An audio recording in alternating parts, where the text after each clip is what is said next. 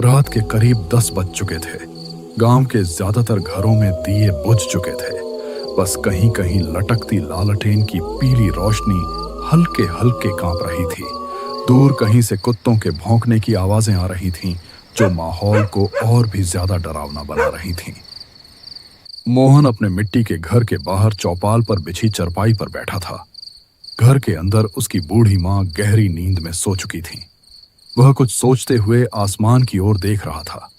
काले बादलों के बीच से कभी कभी तेज बिजली चमक उठती और पल भर के लिए चारों तरफ उजाला छा जाता, फिर वही घना अंधेरा लौट आता। तभी मोहन ने देखा कि रामलाल काका उसकी ओर आते दिखाई दे रहे हैं। रामलाल काका पास आए और मोहन के बगल वाली चरपाई पर बैठ गए।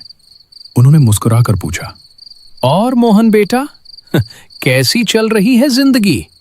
मोहन ने हल्की सी सांस लेते हुए कहा, हाँ काका, ठीक ठाक। दोनों धीरे धीरे बातें कर ही रहे थे कि अचानक जंगल की तरफ से किसी के जोर से चिल्लाने की भयानक आवाज आई। मोहन सहम गया।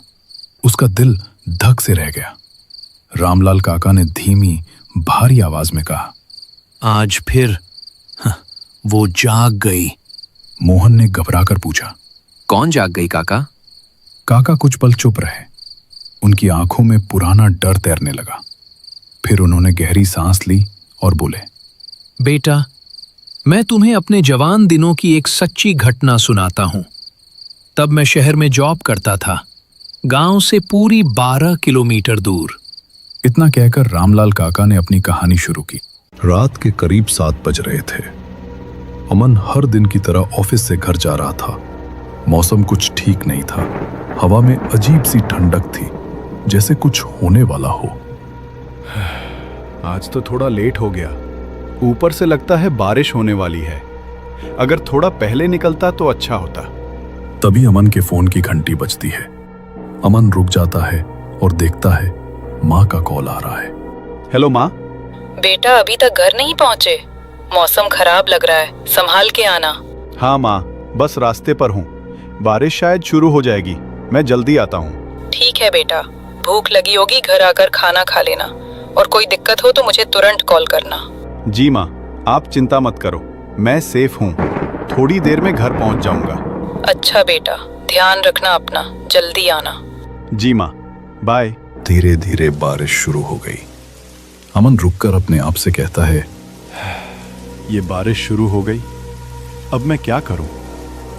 चलो आज उस शॉर्टकट रास्ते से चला जाऊंगा तो जल्दी घर पहुंच जाऊंगा। अमन आगे बढ़ता है। थोड़ी दूर एक छोटी सी चाय की टपरी दिखती है। वहां 2 बूढ़े आदमी बैठकर चाय पी रहे होते हैं।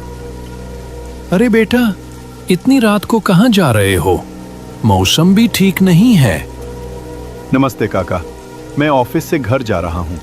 थोड़ा लेट हो गया और अब बारिश भी शुरू हो गई। ये रात को अकेला मत घुमा करो बेटा। इस रास्ता पर अक्सर अजीब चीजें होती हैं, खासकर बरसात के दिनों में। अजीब चीजें? क्या मतलब काका? बड़े बुजुर्ग बताते हैं कि इस रास्ता पर कभी कभी अनोखे साए दिखते हैं। समझदारी यही है कि जल्दी घर चले जाओ। ठीक है काका, मैं ध्यान रखूंगा। चाय मिल जाए तो जरा रुक जाता हूँ। हाँ बेटा, पहले चाय पी लो, फिर संभाल कर आगे जाना। बारिश तेज हो रही थी। टपरी पर हल्के अंधेरे और बिजली की चमक के बीच अमन बुजुर्गों की बात ध्यान से सुन रहा था। कुछ देर के बाद बारिश थाम गई। टपरी पर थोड़ा सा सुकून था, लेकिन रास्ते अब भी भीग गए थे। अब बारिश थाम गई है। मैं अपनी बाइक लेकर आगे बढ़ता हूँ। अमन अपनी बाइक स्टार्ट करता है और ध्यान से रात के अंधेरों में निकल पड़ता है। सड़क अब भी गीली थी, हवा में ठंडक थी और अमन अपने घर की तरफ बढ़ रहा था। अमन आगे बढ़ रहा था।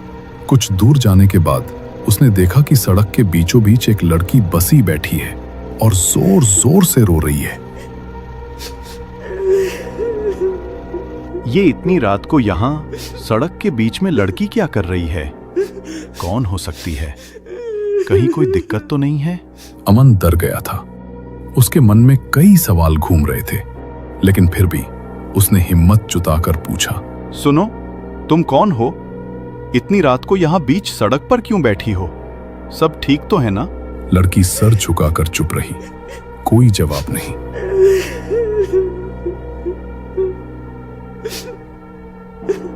अमन समझ नहीं पा रहा था आगे क्या करे।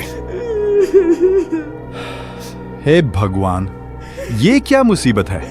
ऊपर से मैं इतना लेट हो गया हूं और अभी जोर से भूख भी लगी है, और ये बीच में अभी ये लड़की बैठी है। अब क्या करूं? अमन की फोन फिर से बजती है। उसकी माँ होती है। वो फोन रिसीव करता है। हाँ माँ।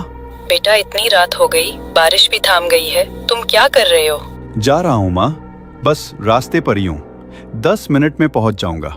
अमन अपनी माँ से बात करने के बाद जैसे ही आगे देखा तो वो लड़की वहां पे नहीं थी। अमन घबरा गया। उसने सोचा अभी तो यहां थी, फिर अचानक कहां गई?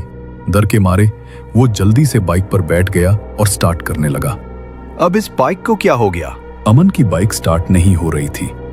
उसके मन में डर और परेशानी दोनों थी। रास्ते पर सिर्फ सन्नाटा था और आसमान में एक अजीब सी चुप्पी थी। अमन अभी भी वहीं खड़ा था कि तभी सामने की तरफ से अचानक एक तेज चुभती हुई हंसी की आवाज आई।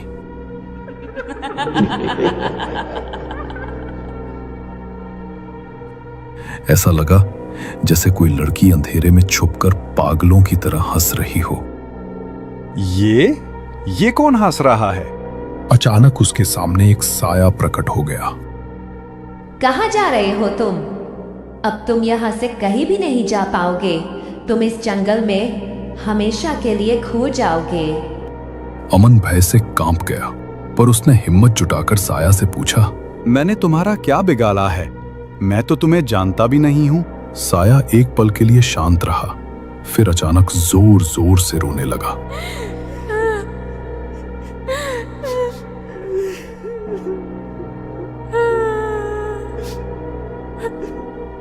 तुमने मेरा कुछ भी नहीं बिगाड़ा, पर रामपुर गांव के जमींदार ने मेरा बहुत कुछ बिगाड़ दिया है। अमन ये सुनकर स्तब्ध रह गया। उसे महसूस हुआ कि इस साए के पीछे कोई गहरा दुख और कोई पुराना रहस्य छिपा है। अमन की आंखों में भय कम और जिज्ञासा अधिक भर गया था। उसने धीरे से पूछा, जमींदार ने तुम्हारे साथ क्या किया था? साया कुछ क्षण मौन रहा, फिर उसकी आवाज कांपने लगी, मानो बीते वर्षों का दर्द फिर से जाग उठा हो।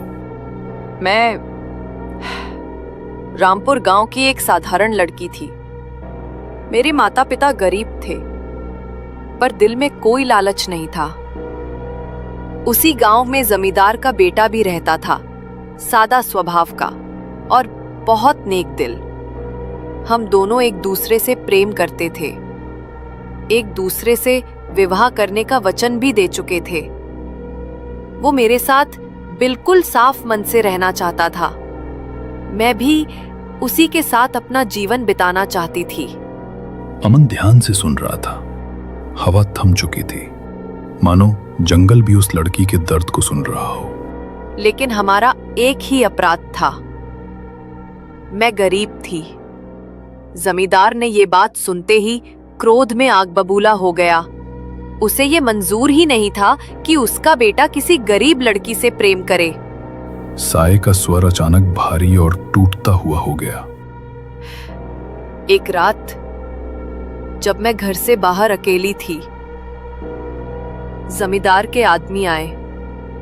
उन्होंने बिना कुछ पूछे, बिना मुझे बोलने का मौका दिए मुझे पकड़ लिया। जमींदार ने कहा, मेरे खून की नस किसी गरीब के घर में नहीं जाएगी।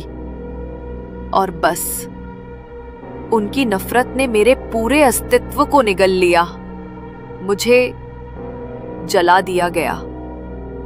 मेरे चीखने की आवाज भी किसी ने नहीं सुनी, क्योंकि मेरे घर इतने गरीब थे कि कोई झगड़े की हिम्मत तक नहीं कर सका। अमन के पैरों के नीचे की मिट्टी जैसे ठंडी पड़ गई। उसे एहसास हुआ कि जो साया उसके सामने खड़ा है वो कोई दुष्ट आत्मा नहीं, बल्कि एक अन्याय से कुचली हुई आत्मा है। मेरा प्रेम, मेरी जिंदगी सब छिन गया। अब मैं इस जंगल में भटकती हूँ, न्याय की तलाश में। साया की दर्द भरी कहानी सुनकर अमन की आंखें भर आईं। डर अब कहीं दूर जा चुका था। फिर अमन ने कहा, तुम्हारे साथ बहुत बड़ा अत्याचार हुआ है। तुमने जो सहा वो किसी को भी नहीं सहना चाहिए। मैं तुम्हें वचन देता हूं, मैं तुम्हें न्याय दिलाऊंगा और तुम्हारी आत्मा को शांति दिलाऊंगा।